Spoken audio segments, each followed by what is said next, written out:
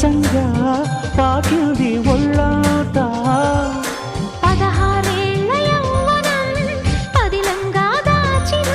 నీ మెడలోని తాళినై 100 ఏళ్ళు దాగనా నీ చెంతకు చేర విరహంతో పడలేక నును మెత్తని పరువం రాసింది శుభలేఖ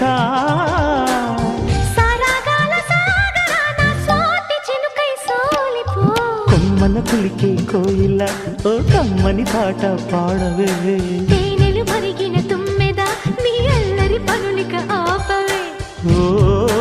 భామా ఓ మామా